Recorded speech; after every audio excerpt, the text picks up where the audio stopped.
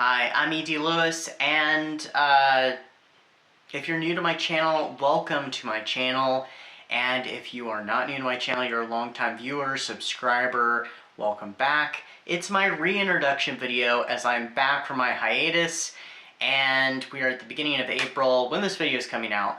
I'm actually filming this a little bit ahead of time, but I had pretty much finished the update of the library, so you may notice there's a little bit of a change. It's not drastic, but there's a little bit. I may be making some tweaks here and there, and I am planning at some point a different wall decoration on the side, but I don't know when that's happening. So, which will probably cause difference on this side as well. So anyway, we'll see. So welcome. I'm E.T. Lewis, and today we're going to do a few different things. So I'm going to be doing a tag video that I was tagged in recently that was perfect for this. So I thought, you know what, I'll do that in my return video. And we'll also do my wrap-up for Werewolf Winter, so the things I read / listened to and watched for the period between the start of winter in late December all the way to the 19th of March.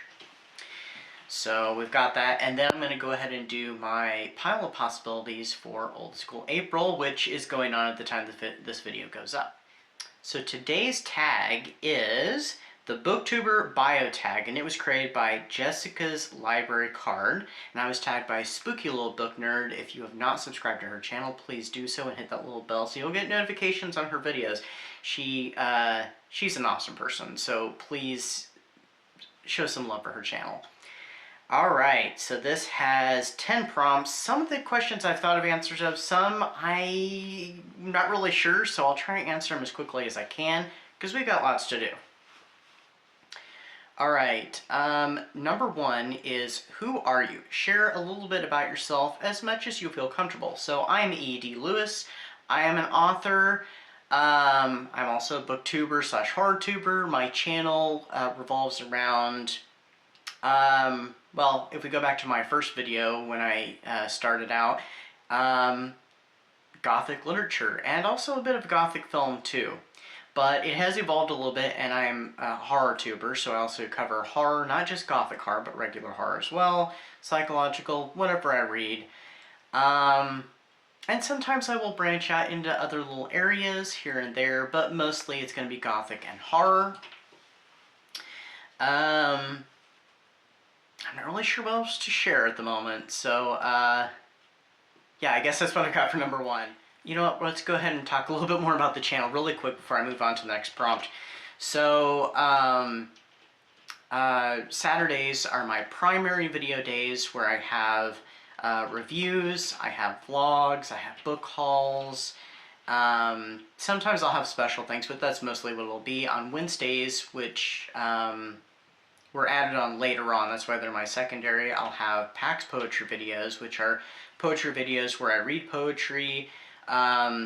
Sometimes it's poetry I've written, not very often though, and it's all dedicated to the memory of our late friend Pax Panic, who is a gem of this community for sure. If you are unfamiliar with her channel, please check it out. I'll have her link down below. So those videos entirely in her memory.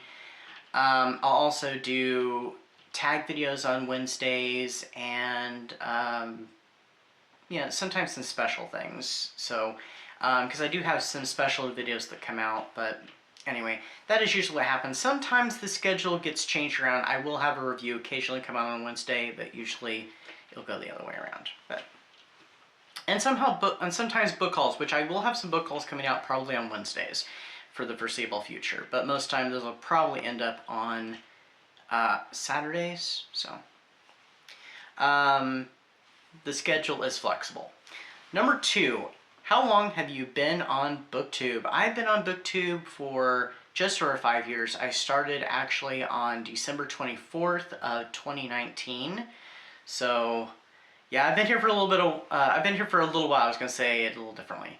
And the channel has evolved a little bit, so I can consider my early videos as kind of almost cringy for me to watch because they are They look so different, and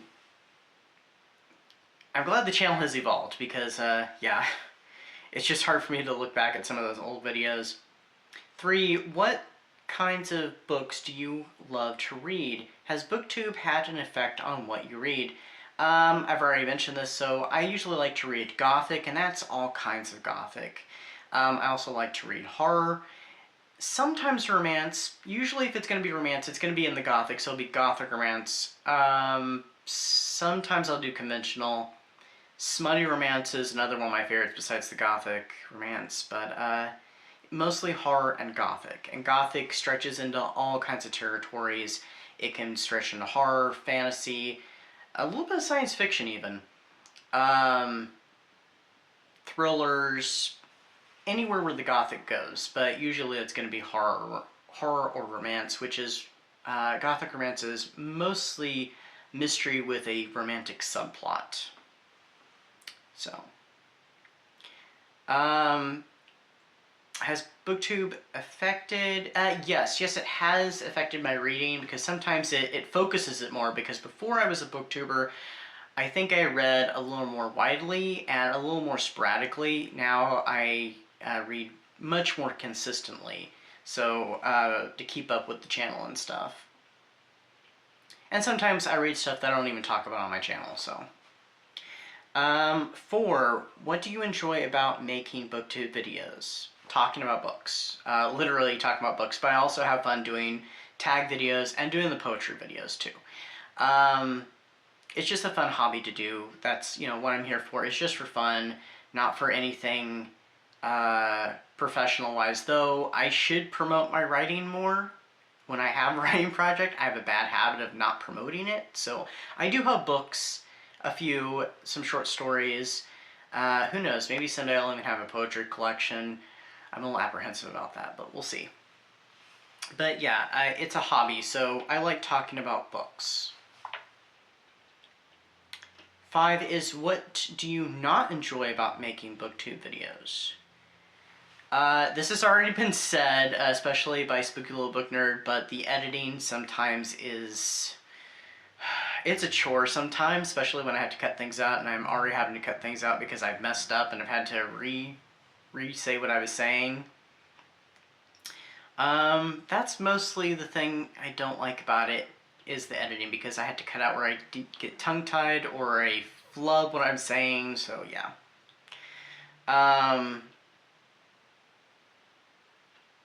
6, what video on your channel are you most proud of?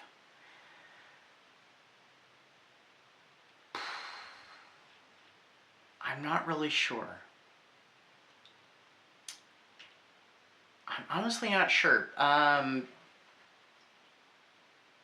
don't think I can pick one, but I can say like stuff that I'm surprised about is my vlogs, because that's something that's really hard for me to do, and I'm like, oh, I don't know how this is going to come together. Then I start editing it. I'm like, okay, we're starting to get a flow here. So I don't know if I'm proud of them, but I'm really surprised by them. So I'm going to just say my vlogs, so no in particular video.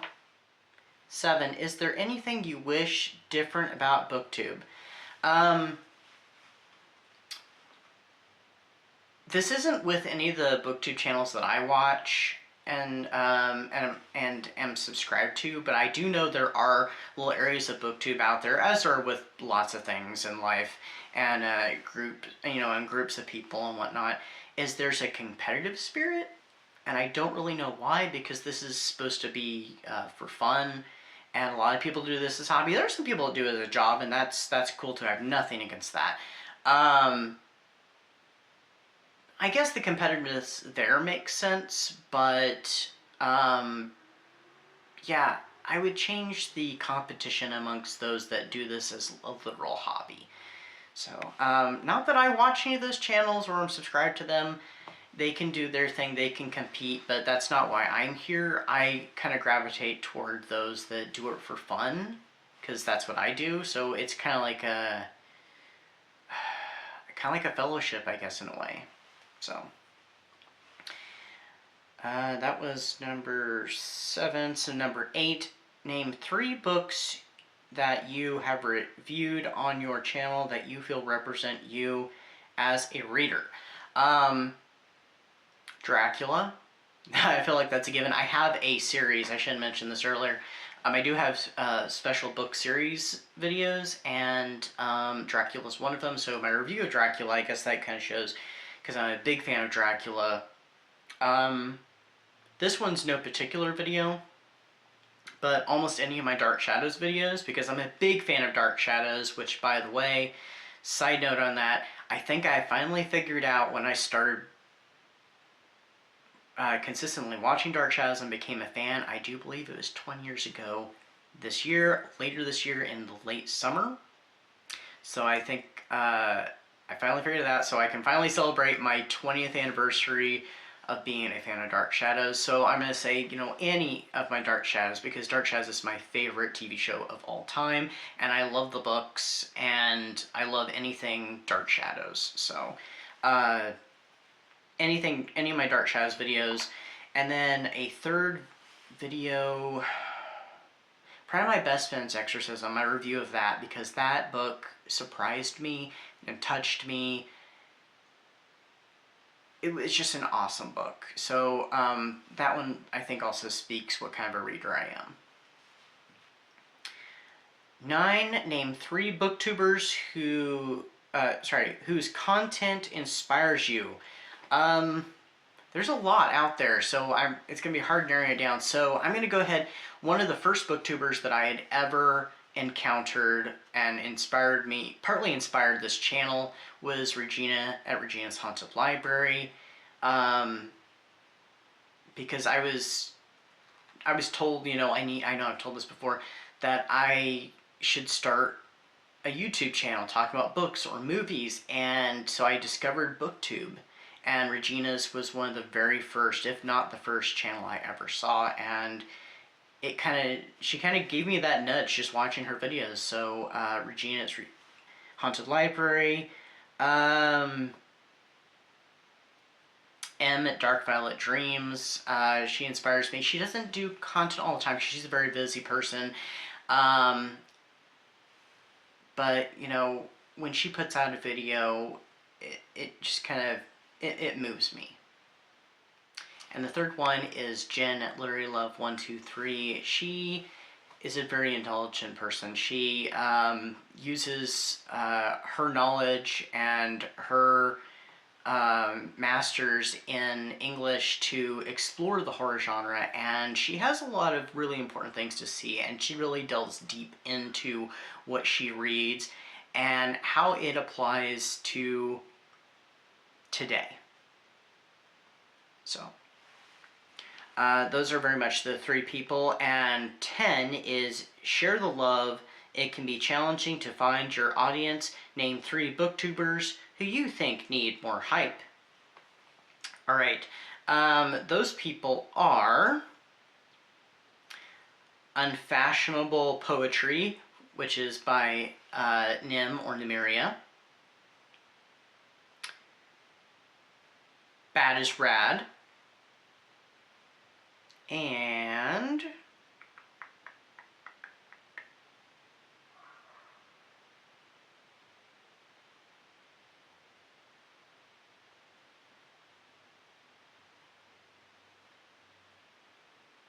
author Deal Tillery, the Mistress of Horror. So please check out all those channels and all the channels that I've mentioned. Please give them likes on their videos. Please check out their content. Please subscribe and hit those bells. Because all of them give excellent content and are all really amazing people. Alright, so now we're going to move on to segment number 2, and that is what I read and watched for Werewolf Winter. So Werewolf Winter is an event, well, not really an event. It was a kind of read-along theme for winter that I just thought up, so I just went with it. So if anybody wanted to participate, they could, you know, if not, you know, it was at anybody's discretion. So first off, I'm going to cover what I read really quick, and I have reviewed most of these, but a few, well, one of these I've yet to review, and I will do a review on, so I'm not going to spend much time on it. So, on any of these in particular. So the first up was Monster Street, The Boy Who Cried Werewolf by J.H. Reynolds, and this is the first book in the Monster Street series, and this one's about a boy who goes to stay with his grandparents and learn about his father, because he doesn't know much about his father, and learn stuff about his family as well. This one, I know it's kind of considered to be rather run-of-the-mill, something that's been told many times before, but I really haven't read that many werewolf stories before more recently. So I thought this was a lot of fun. I really enjoyed it. It was a great read. Then I read Ebon Moon by Dennis MacDonald, and this one was a lot of fun. I actually found this one on Audible. It was free, actually. The Monster Street one I did too, and I listened to it, and this was the first book I completed for this year, and it was surprisingly good. I didn't really know what to expect from it, but it was my first 5-star read of the year, and like I said, I have a review of several of these up, and I'll have them linked down below. But this one is about a young woman who is on the run from her abusive husband, and she ends up in this little town and goes up against a pack of werewolves. So next up, I think technically it was this one next, but I'm not sure. So I started this. At this point, I have not finished it yet. This is a Dark Shadows audio drama miniseries called Dark Shadows, Maggie and Quentin, The Lover's Refrain, and it's comprised of 4 stories. I have one more story to complete, and the first one is is that the first one? Yes, The Girl Beneath the Water by Lila Whelan. I will review this whole collection eventually, but it's going to be a while, so I'm just going to read the quick little synopsis. As Maggie Collins welcomes her children home to celebrate her husband Quentin's birthday, she is blissfully unaware of the cruel magic at work underpinning the heartwarming scene. Maggie and Quentin must come together to protect their children against an ancient magical force, but in doing so, they risk losing everything they love. For who can be trusted when you can't trust yourself?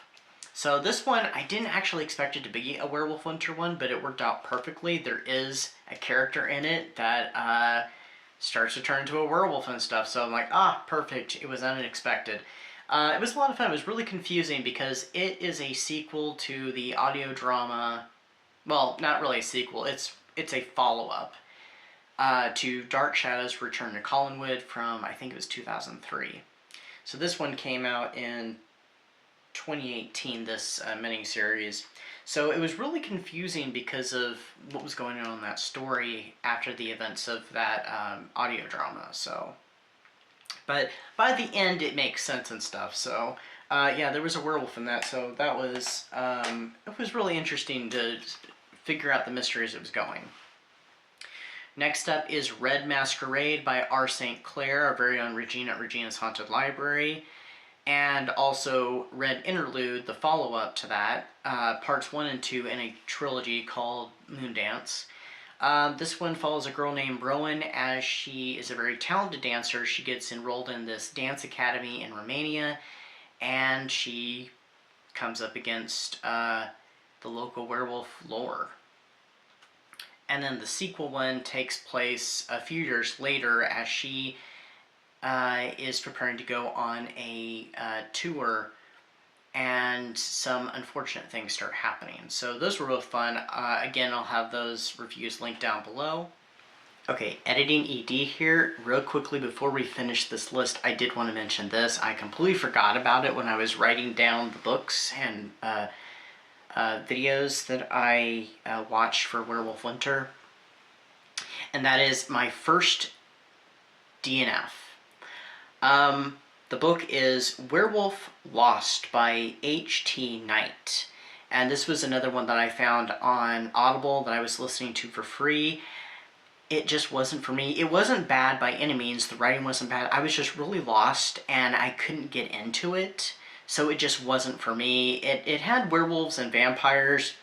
Vampires were not what I'm used to with vampires, and it was, it was just something strange. It was very creative, but it just wasn't for me personally. So my first ever DNF, but it wasn't a bad experience. It was just something I'm like, not really my thing. So, nothing bad. All right, back to regularly scheduled programming. Next up, this was what I read for one of the books I read for the Gothic Cards Reading Challenge. This one was completely unexpected too, to be Werewolf, and this was Dracula Bound in Blood by Morrigan Black. This one is a retelling of Dracula, very much in the usual Jonathan Harker's going to Transylvania to handle the Count Dracula's estate matters, and there's a little bit of a twist. They end up becoming love interests of one another. So I thought this one was really cool. There are werewolves that appear in it. They are supporting characters. They're not the main plot, but it worked well enough. I'm like, hey, there's another Werewolf Winter read, completely unexpected. Also, Dracula does turn into a wolf-like beast at one point, very similar to the creature he turns into in the Coppola film Dracula when he's attacking Lucy. It's very similar to that, so that may even be considered kind of a werewolf thing. So I thought it worked out perfectly for Werewolf Winter. And then lastly, I just read this one. Let's see if I can safely pull this out. I will review this one coming soon. And this is Winterwolf, Tale of the Watcher, companion novella to Cagliostro by D.L. Tillery. So, I have read Cagliostro. This is actually in the hardback edition, and maybe the paperback, I'm not sure. It's not in the digital version. But I read it in the physical format, which this individual physical format is not available yet. I know it's coming soonish. But, yeah, this was a really cool little story. I was expecting it to take place during Cagliostro, but it takes place several years before Cagliostro takes place. And it does have werewolves in it. In D.L. Tillery's, I'm not sure what the universe, Cagliostro universe, werewolves are called Lycrans, and there is quite a bit of Lycran activity in this book. So, this one focuses on a supporting character in the novel, Duncan Winterwolf. So this goes through his trials to become a Watcher. So, yeah, I will review this one in a future video. I'm not sure when. I unfortunately can't review it on Goodreads because it's not available in individual yet. But I will say I very much enjoyed this, and it was quite a surprise to me. So, all right, I'm back in. So I did forget to do this part of the video too. So real quickly, what I watched for Werewolf Winter was I watched The Curse of the Werewolf, which is a Hammer film.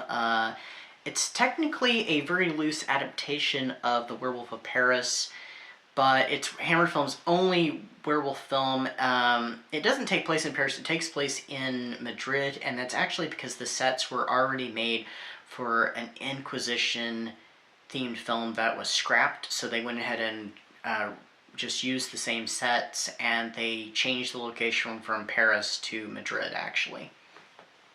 So I watched that. I hadn't watched it in years. I think I'd only seen it once, and it was something a little different. It was, it always kind of confused me when I saw it years ago because it deals with how someone becomes a werewolf in a different way using a religious explanation, which is part of werewolf lore. It's just not one that is thought of or talked about much anymore. I also watched Dark Shadows. I'm on my on-again, off-again as I can, my extended rewatch of Dark Shadows, and I finally got into the werewolf storyline with Chris Jennings. I've also finally entered the Quentin storyline as well, because it starts up around the same time. And then I also watched the original The Wolfman. I still have not seen the newer Wolfman that came out. I heard it didn't do very well, but I'm quite a fan of the old Universal Studios movie monster films, and of course The Wolfman is one of my favorites as well. Alright, give me one moment and we will move on to the third and final segment of today's video. Okay, so I'm still trying to go really quickly with this because, like I said, we had a lot to do, so I didn't want this video to be too awful long. But here we go. This is my pile of possibilities. Will I get to all these things? More than likely not. But here we go. So, if you don't know what Old School April is, it is a nostalgia event that was created and hosted by Kelsey at Slime and Slasher, so check out her channel. She has such energy, and it's really contagious, and it really gets you hyped up. So definitely check out her channel, and she's just a really awesome individual, and all her co-hosts as well. So I have joined the Scoobies, so I'm on the Scoobies team, and this is what I've got planned for possible reading. Well, first off, I have this one. Now, I don't know if this is going to count for anything because it's a short story. And there's not really a prompt for short stories, so at the time I'm filming this, I'm trying to find out if short stories count. I will still probably be reading this regardless of if it counts for anything or not. But Rappaccini's Daughter by Nathaniel Hawthorne, it's one I've been wanting to read for a while, and I have a good reason for reading it right now. So it's still going to get read regardless if it does count for anything or not. This one has been on my Pile of Possibilities. It was since last Old School April. It also came back around. Actually, was it even for the previous Old School April? It might have been. Some haven't been for the past two. And also Halloween-a-thon, but I haven't gotten around to it. And it is A Cry in the Night by Carol Ellis. So a ghosty book. This one's a fairly new one. You'll see it in a book haul video. So I got this in mid to late December, and so you'll be seeing it again. And this is Dead Time Stories, The Beast of Baskerville, so beware of this wishing well. And it's by A.G. Cascone, which I do believe they're a sister duo, I think, anyway. But I have read one of these books before, which was the very first one in the series, and that was actually last Old School April, in fact. It was a lot of fun. This one is a book I've had for years. It has not been in my possession since right after Old School April last year, and this is Godzilla vs. the Space Monster by Scott Cienson, I think? I have another one of these, but I don't know what ever happened to it, so I do have this one. I know I have another one in the series, so. Big fan of Godzilla. I grew up watching Godzilla, so Godzilla is very nostalgic for me. I was hoping to get to this last year, but it didn't happen, so I thought, you know what, we'll throw it for Old School April, and this is The Hobbit by J.R.R. Tolkien. I really want to read it and the Lord of the Rings books, so maybe we'll get to this, and if so, who knows, I might do this as a vlog, so we'll see. And Old School April this year. To be honest, I'm debating whether just doing updates or a vlog. So I guess if I do it as a vlog, if I talk about that or film segments me reading it, I may have to reuse it if I do, because I might do that as a vlog by itself. So we'll see. I decided to go ahead and throw this one in here right as I was gathering stuff up. This is Archie Comics' Big Ethel Energy. And this is volume 1. I've had this for a little while. I haven't gotten to read yet, and I'm a big fan of Archie Comics.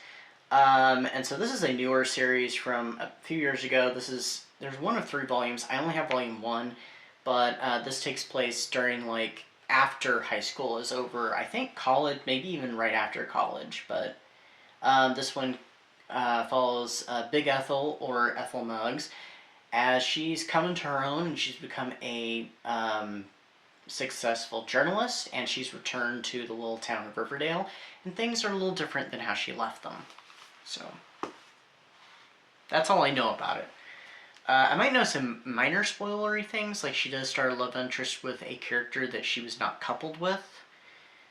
I'm not going to say who that is. I don't know if that is successful or not, but that's about all I know about that, and who it is. Alright, this one is another one you're going to see again. It's going to be in a book haul.